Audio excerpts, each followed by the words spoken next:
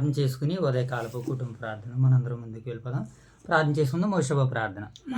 మహానగర ప్రేమగా మాకు మీ అభిప్రాయమైన నామకే వేరేది వందనాలు సుతులు సోదరుడు తెలుసుకొని ఈ ఉదయకాల సమయంలో మాట మీకు అంతండి ట్రికత్తని వాక్యం చేయమని ఆ వాక్యతని మేము వీటి కారణం మరోజు ఫైన్ చేయాల్సి ట్రికత్తండి ఎంకాల్తండి అనారోగ్య గారు రాకుండా నన్ను ముట్టి పడవద్దండి ఏసుకృష్ణ అడిగిన పరతని రామే ఆమేన్. జయదేలి ప్రార్థన. పలతని గణమైన శాశ్వతకి రూట్రీ కథని వాక్య చదువుకున్న ఆది నుంచి అంత వరకు నీ కృపణలో చేసి నీకు రోటరీ కదండి వాక్య చదువుతుండే కదండి మమ్మల్ని చేసి రోటరీ కదండి అప్పసల కార్యాలు తండ్రి అప్పసల కార్యాలు చదువుతుండే కదా నా సందర్భంలో రోజులకి నేర్చుకునేలా ఈ రోటరీ కదండి ఇంకా 90 రోజులు అంటేసుకుని ఏసుకృష్ణ ప్రార్థన ప్రార్థన చేసుకున్నాం.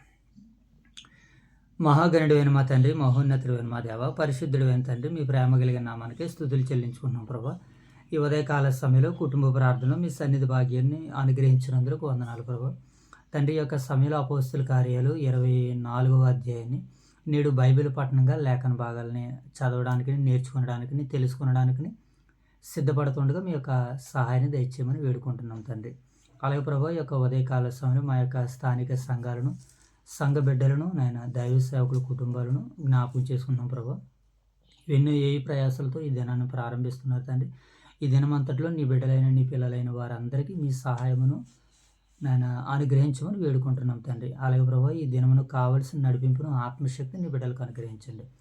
ఈ దినమంతట్లో మిమ్మల్ని చూడగలిగే కన్నులు, మీకు లోబడగలిగే మంచి మనసులు, మారు మనసులను నీ ప్రియమైన పిల్లలందరికీ దయచేయమని వేడుకుంటూ మా రక్షకుడైన యేసుక్రీస్తు వారి నామం పేరటి ప్రార్థనకు సమర్పిస్తున్నాం తండ్రి. తండ్రి రైట్, మంచిది నాయన. యొక్క సమయంలో అపోస్తుల కార్యాలు 24వ అధ్యాయాన్ని మరి బైబిల్ పఠనంగా లేఖన భాగాలు చదువుకుంటూ ఈ యొక్క సమయంలో మనందరం ముందుకు వెళ్ళిపోదాం. 5 దినములైన తర్వాత ప్రధాన యాజకుడైన అననీయు కొందరు పెద్దలను తెర్తిల్లు అను ఒక న్యాయాధిపతిని కైసరికి వచ్చి పౌలు మీద తెచ్చిన ఫిర్యాదు అతనికి తెలియజేసిరి.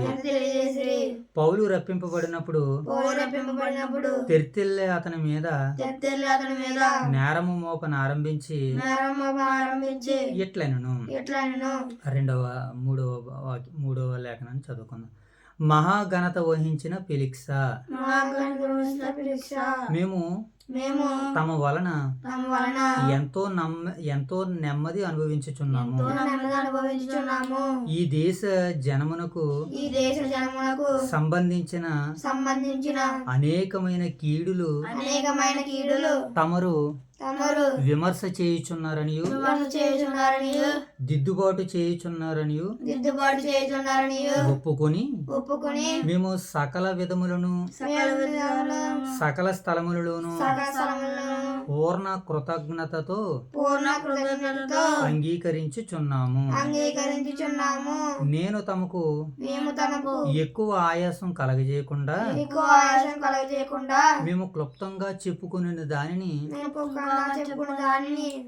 తమరు ఎప్పటికీ శాంతముగా వినవలెనని వేడుకొనుచున్నాను. ఈ మనుషుడు పీడ వంటి వాడును భూలోకమందున్న సకలమైన యూదులను కలహముకు రేపువాడును నజరేయుల మెతభేదమునకు నాయకుడై ఉన్నట్టు మేము కనుగొంటిమి. మరియు ఇతడు దేవాలయమును అపవిత్రము చేయుచు ప్రయత్నపడును గనక మేము అతను పట్టుకుంటుమి. తమరు విమర్శించిన ఎడల మేము అతని మీద మోపుచున్న నేరములన్నీ తమకే తెలియవచ్చునని చెప్పాను. యూదులందుకు సమ్మతించి ఈ మాటలు నిజమే అని చెప్పిరి. రెండవ సందర్భాన్ని చదువుకుందానన్న 10వ వచనం చదువుకుందాం. అప్పుడు అధిపతి మాటలాడమని పౌలునకు సైగ చేయగా అతడు ఎట్లనను. ఇప్పుడు ఎవరో చెప్తున్నారు, పౌలు గారు మాట్లాడుతున్నారు. అంతకుముందు ఎవరు మాట్లాడారు? ఒక న్యాయాధిపతి, తర్తెల్లె అనేటువంటి ఒక న్యాయాధిపతి ఫెలిక్స్కి చెప్తున్నాడు అనమాట. పౌలు గారి గురించి. ఇప్పుడు రెండవ సందర్భాన్ని. అప్పుడు అధిపతి మాటలాడమని పౌలునకు సైగ చేయగా అతడు ఎట్లనెను. చదవండి. తమరు బహు సంవత్సరముల నుండి ఈ జనమునకు న్యాయాధిపతులై ఉన్నారని ఎరిగి నేను ధైర్యముతో సమాధానం చెప్పుకొనుచున్నాను.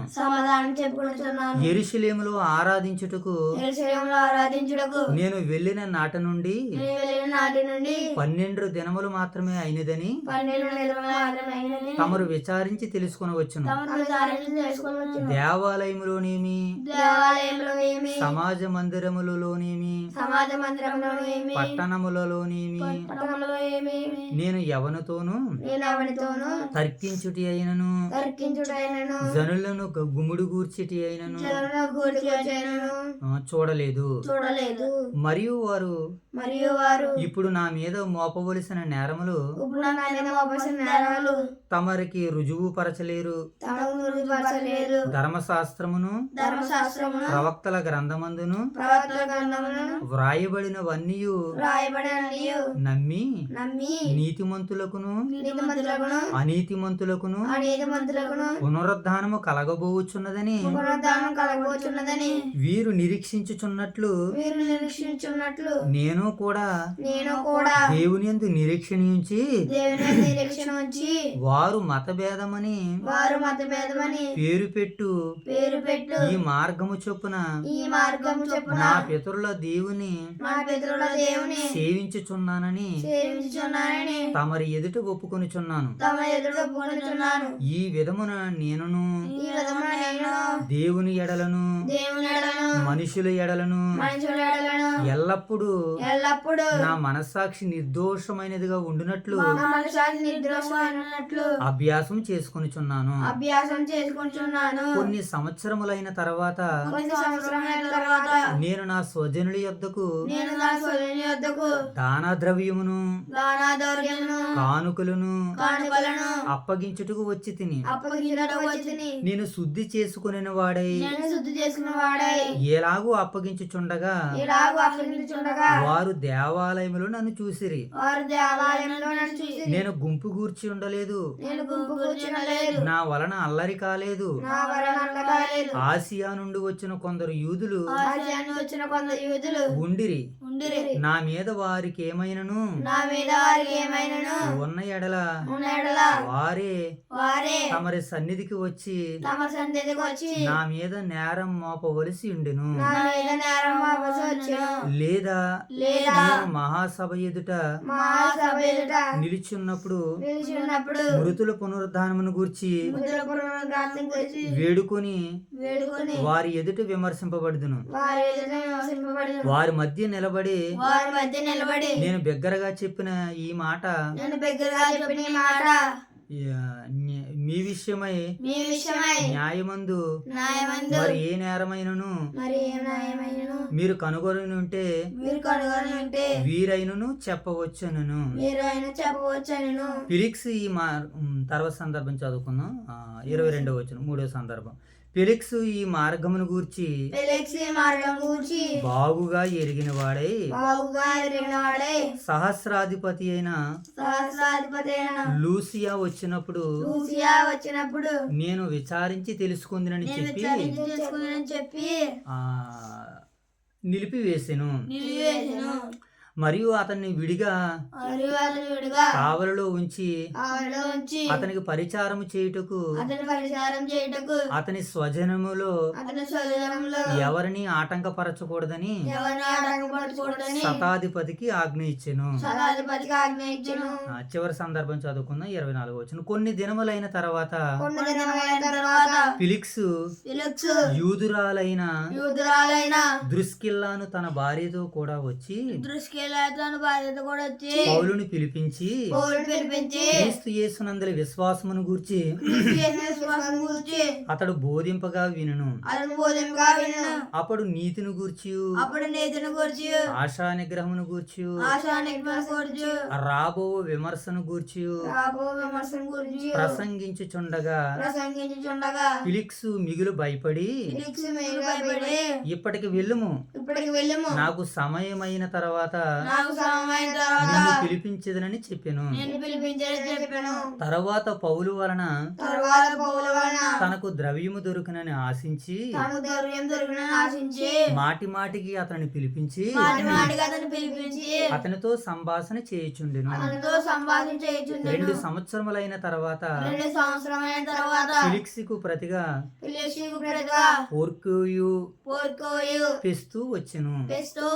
అప్పుడు ఫెలిక్స్ యూదుల చేత మంచివాడిని అనిపించుకొనవలెనని పౌలును బంధకముల నుండి విడిచిపెట్టి వెళ్ళిపోయాను. దేవుడి యొక్క కొద్దిపాటి వాక్యాన్ని మన వెనుకడిలో ఫలింపజేయను గాక. ఆమేన్. రైట్. మంచిది ప్రియులారా, మరి యొక్క ఉదయకాల సమయంలో ఈ కుటుంబ ప్రార్థనలో దేవత దేవుడు తన సన్నిధి భాగ్యాన్ని మనకు అనుగ్రహించి మరి తన చిత్తాన్ని పౌలు గారి ద్వారాగా మరి మనకి ఇటు రీతిగా తెలియజేస్తున్నాడు. లేఖనాల్లో బోల్డ్ అంత వివరణ ఇవ్వబడింది కనుక మరి ఈ అపోస్తుల కార్యాలు 24వ అధ్యాయం ద్వారాగా దేవుడు మనందరికీ తెలియజేస్తున్నటువంటి వాక్యాన్ని శ్రద్ధాభక్తులతో కొంతసేపు మనం వాక్యాన్ని ధ్యానించే పనిచేద్దామా? ఓకేనా? మరి యొక్క సమయంలో అపోస్తుల కార్యాలు 24వ అధ్యాయంలో రాయబడినటువంటి సందర్భాలని మరొక్కసారి మనం నెమరు వేసుకుందాం ప్రియులారా. మంచిదినైనా మరి యొక్క సమయంలో ఈ అపోస్తుల కార్యాలు 24వ అధ్యాయంలో రాయబడినటువంటి సందర్భాలను మనం ఒకసారి జ్ఞాపకం చేసుకుందాం. ఈ అపోస్తుల కార్యాలు 24వ అధ్యాయంలో అంతకుముందు మనకి 24వ అధ్యాయంలో మరి పౌలు గారిని బంధించి ఎక్కడ తీసుకుని వచ్చారు? యెరూషలేం నుంచి కైసరికి తీసుకుని వచ్చారు. ఎక్కడ తీసుకుని వచ్చారు నాయన? కైసరునికి తీసుకుని వచ్చారు. ఇలా కైసరునికి తీసుకుని వస్తున్నప్పుడు పౌలు గారిని ఎంతమంది చంపాలనుకున్నారు? ఆ ముందు భాగాల్లో సుమారు 40 మంది చంపాలనుకున్నారు. 40 మంది పౌలుని చంపాలనుకుంటే ఎంతమంది పౌలు గారి కాపలాగా ఉన్నారు? 470 మంది కాపలాగా ఉన్నారు. చంపడానికి ఎంతమంది ఉన్నారు? 40 మంది మాత్రమే ఉన్నారు. కానీ పౌలు గారిని సెక్యూరిటీ ఎంతమంది ఉందంటే 470 మంది గుర్రపు రౌతులు, 200 మంది సైనికులు, ఈటులు వీళ్ళందరితో పట్టుకుని వెళ్తున్నారని అంటే ఇప్పుడు పౌలు గారిని బట్టి వాళ్ళందరికీ ఏం కలగాలి తెలుసా? అవమానం కలగాలి. ఏం కలగాలి మోషే బాబు? అవమానం కలగాలి. ఎదుటివారిని మనం నిందిద్దాం, ఎదుటివారిని హేళన చేద్దాం, గాయపరుద్దాం అనుకుంటే దేవుడు ఏం చేశాడు? పౌలుకు బోల్డ్ అంత రక్షణ ఇచ్చాడు. 40 మంది కాదు కదా, 400 మంది వచ్చిన అలాగే ఉంటుంది. 400 మంది ఆమె ఆహాబు భార్య ఏంటి యెజబెలు 400 మంది బయలు ప్రవక్తలను పట్టుకుని ఏలియా ఒక్కడే ఉన్నాడు అక్కడ. 400 మంది అక్కడ, ఏలియా ఎవరో ఒకే ఒక్కడు. దేవుని పక్షాన ఆయన నిలబడి పోరన్నట్లుగా మనకు కనబడుతుంది. కనుక దేవుని పక్షాన మనం నిలబడాలి. కానీ దేవుడు ఎదుటివారిని ఏం చేస్తాడనంటే అవమానం పొందేటట్టుగా చేస్తాడు. కనుక మనం నిన్న విన్నటువంటి వర్తమానం. ఇక ఈ అధ్యాయంలో 24వ అధ్యాయంలో పౌలు గారిని మరి కైసరికి తీసుకుని వెళ్ళినటువంటి తర్వాత ఆ కైసరిలో మొట్టమొదటిగా పౌలు గారి మీద నేరారోపణ చేస్తున్నారు అన్నమాట మొదటి భాగాన్ని. ఇప్పుడు మనం చదువుదాం మొత్తం. ఇప్పుడు మనకి 24వ అధ్యాయం ఎన్ని వచనాలు ఉన్నాయి మోషే బాబు? 27 వచనాలు ఉన్నాయి కదా. అపోస్తుల కార్యాలు 24వ అధ్యాయంలో మనం చదువుతున్న అధ్యాయంలో ఎన్ని సందర్భాలు? 27 వచనాలు. ఎన్ని సందర్భాలు మాట్లాడుకున్నాం? సుమారు ఒక 4 సందర్భాలు మాట్లాడుకున్నాం. ఈ 4 సందర్భాలని ఒక 4 భాగాలుగా మనం మాట్లాడుకుందాం. ఏనా? ఎన్ని భాగాలుగా మాట్లాడుకుందాం నాన్న? 4 భాగాలుగా మాట్లాడుకుందాం. మొదటిది ఏంటంటే యూదులు పౌలు మీద మోపినటువంటి నేరం. మొదటి భాగం ఏంటైనా మొదటి 9 వచనాలు సారాంశం అన్నమాట. 9 వచనాలు సారాంశం అన్నమాట ఇది. అయినా తర్వాత రెండవ భాగాన్ని మనం చూసినప్పుడు పౌలు ఇచ్చిన సాక్ష్యము. రెండో సందర్భంలో పౌలు ఏం చేస్తున్నాడు? ఆయన తను ఒక సాక్ష్యాన్ని ఇస్తున్నాడు. ఎందుకంటే తన మీద నేరం మోపారు కదా, ఆ నేరానికి సాక్ష్యం చెప్తున్నాడు, రుజువుని ఇస్తున్నాడు అనమాట రెండవ భాగం.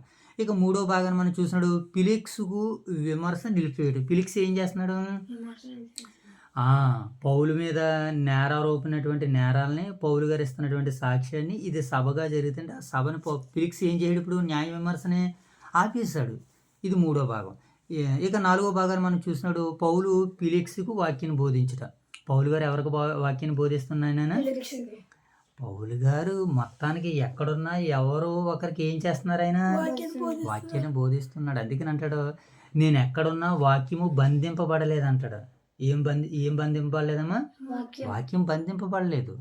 ఎందుకంటే వాక్యం చెప్పాలన్న ఆసక్తి మనలో ఉండాలి. కానీ దేవుడు ఏదో రకంగా ద్వారాన్ని తెరుస్తూనే ఉంటాడు. వీళ్ళందరూ కలిసి పౌలుని వాక్యం చెప్పకుండా అంతమొందించాలనుకున్నారు. అంతమొందించేటప్పుడే దేవుడు ఆశీర్వాదమైనటువంటి వాక్యాన్ని బోధిస్తున్నాడు ఫిలిక్స్కి. సరే, ఇప్పుడు ఈ భాగాలు మనం టూకీగా అర్థం చేసుకుందాం. మొదటి భాగంలో ఏంటి? పౌలు మీద ఏం మోపుతున్నారు? వీళ్ళు నేరం మోపుతున్నారు అనమాట. ఏమని నేరం మోపుతున్నారు, ఎన్ని నేరాలు మోపారో ఒకసారి మనం చూద్దాం. పౌలుని ఎన్ని నేరాలు మోపారంటే సుమారు ఒక 4 నేరాలు మోపుతున్నారు పౌలు గారి మీద. ఎన్ని నేరాలు మోసే బాబు? 4 నేరాలు. ఒకటే పౌలుని ఏమంటున్నారంటే పీడ వంటి వాడు. ఇతను ఎవరట? పీడ వంటి వాడు. రెండవది, భూలోకమందు సకలమైనటువంటి యూదులను కలహమునకు రేపుతున్నాడట. భూలోకమందు సకలమైనటువంటి యూదుల్ని ఏం చేస్తున్నాడు పౌలు? కలహాన్ని రేపుతున్నాడు. తర్వాత నజరేయుల మతభేదమునకు నాయకుడు అంటే ఈయన. ఏటమ్మా? నజరేయుల మతభేదానికి నాయకుడు. ఇక 4వదిగా దేవాలయమును అపవిత్రపరుస్తున్నాడని పౌలు గారి మీద ఫిర్యాదులు చేశారనమాట. ఈ 4 ఇప్పుడు ఈ 4 వాటిని బట్టి పౌలు గారు కూడా సాక్ష్యాన్ని చెప్పుకుంటున్నాడు అనమాట. తను ఎంత గొప్పవాడో, తను ఎంత ఉన్నతమైనటువంటి వాడో పౌలు గారు కూడా తన వాదనని చెబుతున్నటువంటి సందర్భాలు మనకి ఇక్కడ కనబడుతూ ఉంటాయి. ఇప్పుడు వీళ్ళు మోపినటువంటి ఆ 4 ఏంటి? పీడ వంటి వాడాడు. చూద్దాం ఆ మాటలను ఇప్పుడు లేఖన భాగాలు మనం ఆలోచించేద్దాం. పౌలు గారి మీద ఎన్ని నేరాలు మోపారు మోషే బాబు? 4 నేరాలు. వాటిని మనం చూద్దాం. 24 అధ్యాయం మొదటి వచనం. ఆ దినములైన తర్వాత ప్రధాన యాజకుడైన అననీయు కొందరు పెద్దలను తెర్తిల్లిన ఒక న్యాయవాదియు కైసరునికి వచ్చి పౌలు మీద తెచ్చిన ఫిర్యాదులు అధిపతికి చెప్తున్నారనమాట. మొదటి భాగంలో అధిపతికి ఏమని చెప్తున్నారు? ఇప్పుడు కింద చదువుదాం. పౌలు రప్పింపబడినప్పుడు తెర్తిల్ల అతని మీద నేరం మోపును ఆరంభించి ఇట్లనను, మహాఘనత వహించిన ఫెలిక్సా, మేము తమ ఎదుట ఎంతో నెమ్మదిగా అనుభవించుచున్నామనియు ఈ దేశ జనుడు ఎంతో అనేకమైనటువంటి మేము తమరి వలన ఎంతో నెమ్మదిని అనుభవించుచున్నాము. ఈ దేశ జనమునకు సంబంధించిన అనేకమైన కీడులు తమరు విమర్శ చేత దిద్దుబాటు చేయుచున్నారని ఒప్పుకుని మేము సకల విధములను సకల స్థలములలో పూర్ణ కృతజ్ఞతతో అంగీకరించుచున్నాము. అంటే ఇప్పటి వరకు ఆ యూదులకి జరుగుతున్నటువంటి యెరూషలేములో జరుగుతున్నటువంటి వివాదాలకి గొడవలకి మీరు న్యాయకర్తగా ఉండి న్యాయవాదిగా ఉండి ఫెలిక్స్ మమ్మల్ని మీరు చాలా బాగా న్యాయంతో మమ్మల్ని నడిపిస్తున్నారని ఒకసారి అధికారిని ముఖస్తుతి చేస్తున్నారనమాట. ఏం చేస్తున్నారు మోషే బాబు? ముఖస్తుతి చేసి ఇప్పుడు పౌలు గారి మీద నేరాలు మోపుతున్నారనమాట. ఏమని నేరాలు మోపుతున్నారు? ఇతను పీడ వంటి వాడు, భూలోకను తలక్రిందులు చేస్తున్నాడు, నజరేయుల మతభేదానికి వ్యతిరేకంగా ఉన్నాడు, దేవాలయమును అపవిత్రపరుస్తున్నాడని ఈ నేరాలన్నీ మోపినప్పుడు ఇప్పుడు ఒకరు వాదన అయిందనమాట. ఎవరి వాదన అయిందమ్మా? ఒకరు వాదన అయింది. పౌలు గారి మీద తెచ్చినటువంటి పౌలు గారి మీద ఫిర్యాదు ఇచ్చినటువంటి అది తెర్తిల్లి అనేటువంటి ఒక ఆయన, అనని అనేటువంటి ఒక ఆయన, కొందరు కలిసి పౌలు గారి మీద ఈ 4 నేరాలు మోపారు. ఇప్పుడు పౌలు గారిని మాట్లాడమంటున్నాడు అనమాట. ఇప్పుడు రెండో సందర్భాన్ని చదువుదాం. 10వ వచనం చదివినాను మోషే బాబు. 10వ వచనం. అప్పుడు అధిపతి మాట్లాడమని పౌలునకు సై చేయగా చేసను. ఇప్పుడు పౌలు గారు మాట్లాడుతున్నారు అన్నాడు. పౌలు గారు ఏమని మాట్లాడుతున్నారంటే తన వాదన మనకి అర్థమవుతూ ఉంటుంది అనమాట. నేను యెరూషలేముకి వచ్చి 12 రోజులు అవుతుంది. ఈ 12 రోజుల్లో నేను శుద్ధి చేసుకునవలసినటువంటి దినాలు ఉన్నాయి. నేను మొక్కుబడి చేసుకుని నా వాళ్ళకి నాకు నేను కానుకలు అర్పించి నేను శుద్ధి చేసుకుని దేవాలయానికి వచ్చాను. దేవాలయానికి వచ్చిన తర్వాత ఆసియా నుండి వచ్చారు కొంతమంది. వారితో పాటు నేను దేవాలయానికి వెళ్ళాను. కనుక దేవాలయం నేను అపవిత్రపరిచానని నా మీద వాళ్ళు అభియోగం మోపుతున్నారు కదా, నేను అలాంటిది ఏది చేయలేదు అని పౌలు గారు తన వాదనని ఫెలిక్స్కి చెబుతూ, నేను ఎప్పుడూ గొడవలు పెట్టలేదు, ఎప్పుడూ అల్లరి చేయలేదు, వీళ్ళు నా మీద ఎందుకు మోపుతున్నాయి ఈ నేరాలు నాకు అర్థం కావడం లేదు. కనుక మన ప్రజలు ధర్మశాస్త్రము దేని యందు నిరీక్షించుచున్నదో నేను కూడా దాని యందే నిరీక్షించున్నాను. మన ధర్మశాస్త్రము ప్రవక్తలు వీళ్ళందరూ దేని గురించి నిరీక్షించారు? మృతుల పునరుద్ధానం గురించి నిరీక్షించారు. ఆ మృతుల పునరుద్ధానం గురించి నేను కూడా చెబుతుంటే వీరు దీనిని నేరంగా పరిగణించి నా మీదకి ఇలా ఫిర్యాదులు తెచ్చారని పౌలు గారు తన వాదన ఇప్పుడు ఎవరికి చెప్పుకున్నాడో? ఫిలిక్స్కి చెప్పుకున్నాడు అనమాట. అప్పుడు ఫిలిక్స్ ఏం చేశాడంటే ఇద్దరు వాదన విన్నటువంటి తర్వాత న్యాయసభ జరగకుండా ఏం చేశాడు? దాన్ని ఆపేశాడు. ఆపేసి ఇప్పుడు ఏం జరుగుతుందో చూద్దాం. పౌలు గారు ఇంకా ఒక మాట అంటున్నాడు కదా, ఇప్పుడు ఆ మాటను మనం ఖాయం చేసుకుని ముందుకు వెళ్ళిపోదాం. 14వ వచనం చదువున్నాను ఒకసారి. 14వ వచనం. ధర్మశాస్త్రమందును ప్రవక్తల గ్రంథమందును వ్రాయబడిన ఉన్నయు నమ్మి నీతిమంతులకును అనీతిమంతులకును పునరుద్ధానము కలగబోవచ్చున్నదని వీరు నిరీక్షించుచున్నట్లు నేను కూడా దేవుని యందు నిరీక్షణ ఉంచి వారు మతభేదమని పేరు పెట్టి ఈ మార్గమున నా పితరుల దేవుని సేవించుచున్నానని తమరి ఎదుట ఒప్పుకొనుచున్నాను.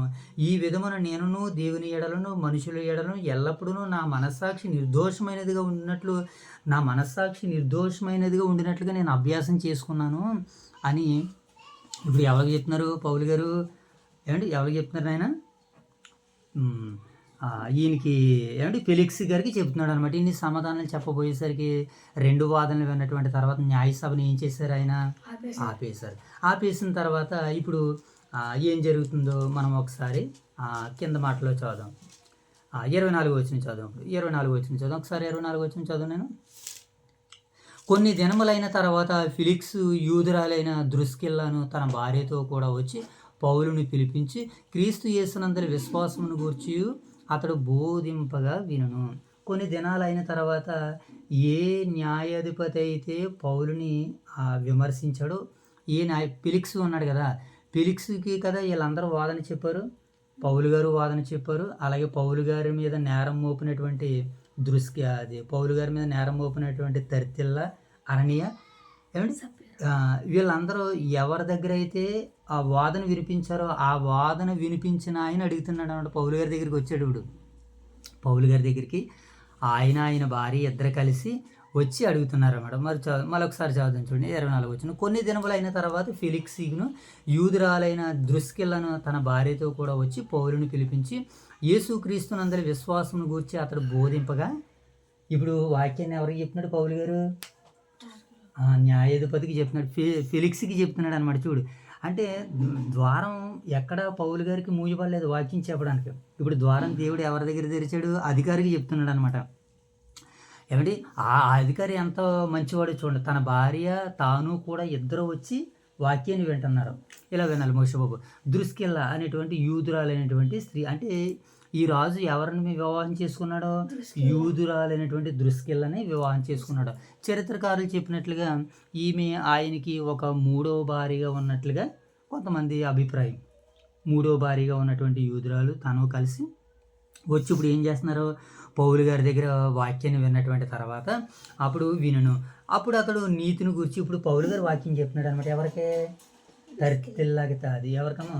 ఫెలిక్స్కి వాక్యం చెప్తున్నాడు అనమాట. ఫెలిక్స్కి ఏమని చెప్తున్నాడు చూడండి. అప్పుడు అతడు నీతిని గూర్చి, దేని గురించి చెప్తున్నాడమ్మా? ఆశా నిగ్రహమును గూర్చి, రాబో విమర్శను గూర్చి ప్రసంగించుచుండగా ఫిలిక్స్ మిగులు భయపడి, ఎప్పుడైతే పౌలు గారు వాక్యాన్ని బోధించాడో ఫిలిక్స్ ఏం చేశాడు? మిగిలి భయపడిపోయాడు. మిగిలి భయపడి ఇప్పటికి వెళ్ళుము, నాకు సమయమై నిన్ను పిలువనంపించునని చెప్పి, నాకు సమయం అయిపోయింది, ఒకవేళ మరలా అవకాశం ఉంటే నిన్ను పిలుస్తానులే, నువ్వు వద్దుగానిలే, నాకు చాలు అన్నాడు. ఇప్పుడు చాలు అని చెప్పే ముందు వాక్యాన్ని ఏమని చెప్పాడు పౌలు గారు? ఆశా నిగ్రహం గురించి చెప్పాడు, నీతిని గురించి చెప్పాడు, ఏమంటే ఇంకేం చెప్పాడు? రాబో విమర్శన గురించి చెప్పాడు. ఈ మూడు చెప్పగానే ఏమండి అతనికి మిగులు భయపడ్డాడు అనమాట. ఎందుకని? ఇతను అధికారే కావచ్చు, ఇతను గొప్పవాడే కావచ్చు, వాక్యం ముందు ఎవరైనా సరే ఏమవుతారు నాయన మోషేబాబు? చిన్నవారైపోతారు. కారణం ఏంటంటే భయపడతారు. కారణం ఏంటి? ఎంత అధికారైనా ఎంత పదవైనా వాక్యం దగ్గరికి వచ్చే ముందు అది ఎలా ఉంటుంది అని అంటే ఏమంటే చిన్నగా ఉంటుందని వాక్యం మనకి. అధికారి సహితం ఏం చేశాడు? ఇక్కడ భయపడినట్టుగా మనకు కనబడుతుంది. చూడండి ఆ మాట అంటున్నాడు, ఇప్పటికి వెళ్ళుము, నాకు సమయం అయింది, నిన్ను తర్వాత పిలిపించానని చెప్పాను. ఇప్పుడు 26 వచనం చూడండి. తరువాత పౌలు వలన తనకు ద్రవ్యము దొరికినని ఆశించి మాటికి అతన్ని పిలిపించి అతనితో సంభాషణ చేయుచుండెను. ఇప్పుడు మరలా వస్తున్నాడు ఫెలిక్స్ కూడా. ఏం చేస్తున్నాడు? నేను మరలా వస్తున్నాడు. ఇప్పుడు ఎంతలాంటి వారైనా వాక్యాన్ని ముందు ఏం చేయాలి? భయపడాలి. అలా భయపడినటువంటి ఇతను పౌలు గారి దగ్గరికి మాటికి వస్తున్నాడట. ఎందుకని? పౌలు గారి దగ్గర ఏమన్నా ధనం ఏమన్నా దొరుకుతుందేమని. ఏం దొరుకుతుందని? ధనం ఏదన్నా దొరుకుతుందని. ఆ ధనం గురించి దొరుకుతుందని అతను ఏం చేశాడు? పౌలు గారి దగ్గరికి వచ్చి అడుగుతున్నాడు.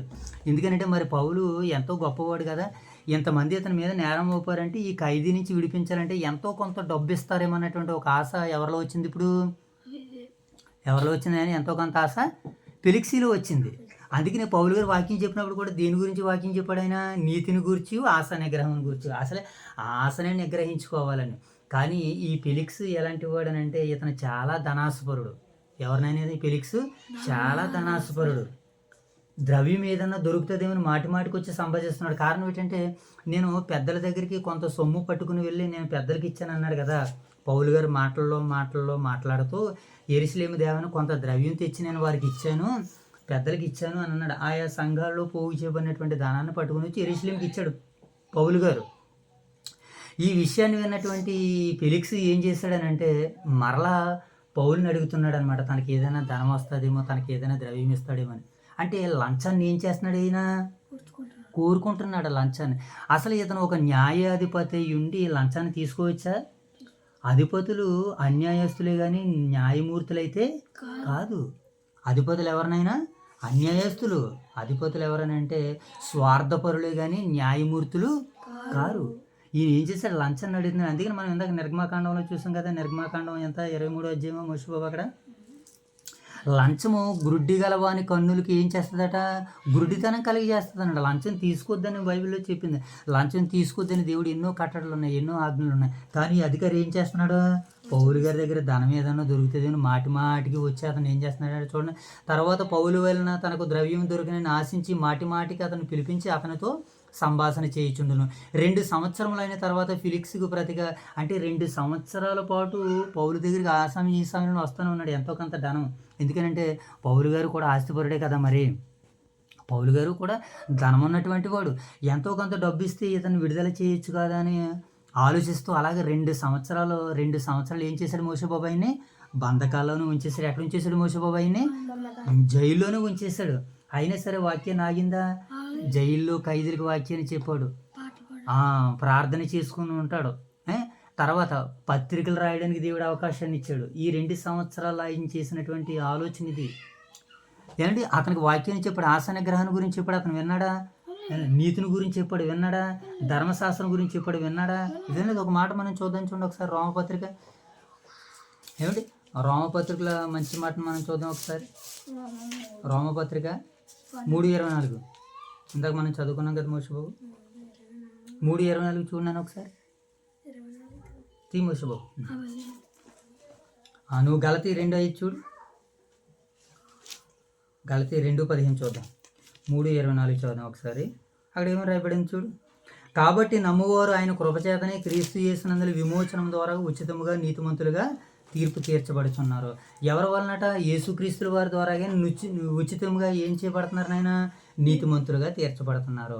ఇప్పుడు చూడండి, మనకి గలతీ పత్రిక 2వ అధ్యాయము 15వ వచనంలో కూడా మాట్లాడుతూ పౌలు గారు మరి ఫిలిక్స్కి వాక్యం చెప్పేటప్పుడు ఏ సందర్భాలను ఆయన కోట్ చేసి మాట్లాడాడు అంటే, ఇదిగో ఇక్కడ ఉన్నటువంటి సందర్భాలను ఆయన చూపించి మాట్లాడుతున్నారు.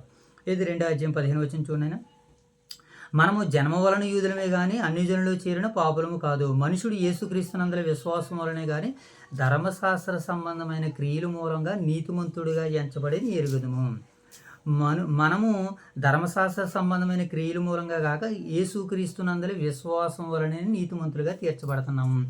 ఇప్పుడు మనం ఎలా నీతిమంతులుగా తీర్చబడుతున్నాం? యేసుక్రీస్తు ప్రభుల వారి ద్వారా కానీ నీతిమంతులుగా తీర్చబడతాం. అందుకనే ఫెలిక్స్కి ఏమని చెప్తున్నాడు? నీతిని గూర్చి, ఆశా నిగ్రహమును గూర్చి, రాబో తీర్పును గూర్చి, విమర్శను గూర్చి తెలియజేశాడు. ఎంత క్లియర్గా చెప్పాడు చూడండి పౌలు గారి వాక్యాన్ని. కనుక అంత క్లియర్గా చెప్పాడు అతనికి వాక్యాన్ని.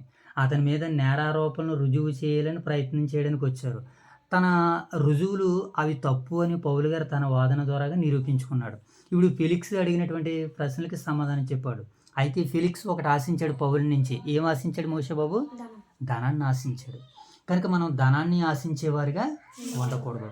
అంటే వీళ్ళ ధనాన్ని ఆశిస్తున్నారంటే వీళ్ళ అధిపతులు స్వార్థపరులే కానీ న్యాయమూర్తులు అయితే కాదు. కనుక మరి మనం ఏం చేయాలంటే పౌలు గారి దగ్గర నుంచి ఏదైనా ధనం వస్తుందేమో అని అనుకున్నాడు, కానీ ధనాన్ని అయితే ఆయన ఇవ్వలేదు ప్రియులారా. కారణం ఏంటి? ఇవ్వచ్చు, కానీ ధనంతో ఆయన బయటికి వచ్చే విధానం కాదు, న్యాయంతో బయటికి రావాలి. అది ఆయన యొక్క విధానం. ద్రవ్యం ఇచ్చి చేసేది ఏం లేదు. న్యాయపక్షంగా దేవుడు మనల్ని ఎక్కడ నిలబెడితే అక్కడ ఉండడానికి మనము సిద్ధపడుతూ ఉండాలి. దేవుడు ఎంత గొప్పవాడో చూడండి. ఆ 2 సంవత్సరాల్లో అక్కడ ఉన్న ఒక ట్రైనింగ్ ఇచ్చాడు మరలా దేవుడు ఆయనకి. అనేక సంఘాలకి పత్రికలు రాయడానికి, అనేక సంఘాలతో తను ఇంతవరకు చేసినటువంటి పరిచర్ని జ్ఞాపకం చేసుకోవడానికి 2 సంవత్సరాలు సేఫ్ జోన్లోనే పెట్టాడు దేవుడు ఆయన. ఎక్కడ పెట్టాను ఆయన? ఈ 2 సంవత్సరాల్లో అల్లర్లు అరిగిపోతాయి, ఈ 2 సంవత్సరాల్లో కోపతాపాలు పోతాయి. కనుక మరి పౌలు గారికి దేవుడు ఎంత గొప్పగా ఎంత చక్కగా తోడున్నాడో, ఎన్ని రకాలుగా తోడున్నాడో మనం ఇంతవరకు మరి వాక్యంలో చూసాం. కనుక మరి ఇంతవరకు విన్నటువంటి వాక్యాన్ని దేవుడు మన వినికిడిలో ఫలింపజేయాలని దేవత దేవుని వేడుకుంటూ కోరుకుంటూ మరి ప్రార్థన ద్వారా ఈ ఉదయకాలపు కుటుంబ ప్రార్థన మనం ముగించేసుకున్నాం. ప్రార్థన మోషేబు ప్రార్థన. మహాగణ మహానదుల ప్రేమ కర్మకాన్ని కృపల్లి మీ అపరమైన మనకి వేద వందన సూత్ర సోదరి ఇటుగతండి వదకాలు సమతండి మా డ్రిగతి మీకు అంతండి ఇటుగతండి వాకింతండి మేము ఇంటి పేరుకోండి మా రోజులందరూ ఫైన్ చేయాలి చూడండి ఇటుగతండి ఇంకా తినాలి అని ముట్టి పడుతుంది మనం మా హృదయం ముప్పుదండి కరోనా ఫైన్ చేయాలి చూడండి ఇటుగతండి ఇంకా తినాలి అని ముట్టి పడుతుంది ఏ స్క్రీన్ అడిగేది పరిస్థితి రావు. ఆమేన్. జై తల్లి ప్రార్థన. ప్రార్థన పడుతుంది కానీ మన శాశ్వతకి రూట్రీ కదా వాక్య చదువుకున్నది ఆ వాగ్దాన్ని అతని చెత్తవరకు నీకు రూపంలో చేయడానికి రూట్రీ కదండి ఆ పశువుల కార్యాచానికి 24 వచ్చి చేతుండే కదండి ఆ సందర్భంలో ఉత్తరకి నేర్చుకుని కానీ రూట్రీ కదా ఉదయకి సమస్య పడుతుంది ఉదయకి సందేహించింది బోధించాడు కుటుంబాన్ని కూడా దీవించండి సేవకురాన్ని కూడా దీవించాడు వైశాఖి సంఘం దీవించాడు సంకాపండి అక్కడ బోధించి ఎవరు కుటుంబాన్ని కూడా దీవించండి సేవకురాన్ని కూడా దీవించండి పిప్పలో రాబోతున్న బహిరంగ సభ గురించి ప్రార్థన చేస్తున్నదండి ఆ ఎర్రతండి మీ నామ మధ్యగా చెరుకులా చేయడానికి ఎంత ఒకటి కదండి ఇంకా తండ్రి గులాన్ని ముట్టేసుకొని ఇష్టం పడుతుంది. ఆమేన్. ఏమో చివరిగా ప్రార్థన చేసుకుందాం. మహాగణుడైన మా తండ్రి, మహోన్నతుడైన మా దేవ, పరిశుద్ధుడైన తండ్రి, మీ ప్రేమ కలిగిన నామానికే స్తుతులు చెల్లించుకున్నాం దేవా. ఈ ఉదయకాల సమయంలోనైనా మీ సన్నిధి భాగ్యాన్ని కుటుంబ ప్రార్థనలు అనుగ్రహించి అపోస్తుల కార్యాలు 24వ అధ్యాయం ద్వారా మీరు మాతో మాట్లాడి మమ్మల్ని బలపరిచి స్థిరపరిచినందుకే కృతజ్ఞతలు ప్రభువా. అయా ఈ యొక్క సమయంలో తండ్రి మరి ఎంతవరకు విన్న వాక్యాన్ని మా వినికిడిలో ఫలింపజేయండి తండ్రి. అలాగే ప్రభు ఉదయకాల సమయంలో మా యొక్క స్థానిక సంఘాలను జ్ఞాపం చేస్తున్నాం తండ్రి. ఓదురు వైఎస్ఆర్ నగర్లో ఉన్నటువంటి సంఘాన్ని, సంఘ బిడ్డలను, దైవ సేవకులను, వారి యొక్క కుటుంబాలు మీరు దీవించి ఆశీర్వదించండి. అలాగే ప్రభా సండే టు సండే బహిరంగ సభలు తండ్రి 8వ తారీఖు నుంచి జరగనే ఉన్నాయి ప్రభా. దానికి కావలసినటువంటి సర్వ సమృద్ధిని మీరు అనుగ్రహించండి. దానికి కావలసినటువంటి వనరుల విషయంలో, వస్తువుల విషయంలోనైనా తండ్రి, పని విషయంలో తండ్రి మీరు అనేకులను ప్రేరేపించండి. దానికి ఎంతో ధనం అవసరం ఉన్నది ప్రభా.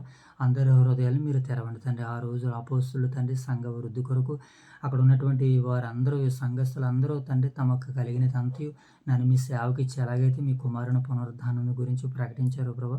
నేడు సంఘం ద్వారా అనేక కార్యాల గురించి మేము ప్రకటన చేయడానికి సిద్ధపడుతుండగా తండ్రి సంఘాన్ని మీరు దీవించి ఆశీర్వదించి కాచి కాపాడమని తండ్రి ఈ దినమునకు కావలసిన నడిపింపును, ఆత్మశక్తిని సంఘ బిడ్డలైనటువంటి మా అందరికి అనుగ్రహించండి. ఈ దినమంతుల్లో మిమ్మల్ని చూడగలిగే మీకు లోబడగలిగే మంచి మనసు, మారు మనసు మాకు దయచేయమని మా రక్షకుడైన యేసుక్రీస్తు ప్రభుల వారి నామం పేరటి ప్రార్థనకు సమర్పిస్తున్నాం కన్న తండ్రి.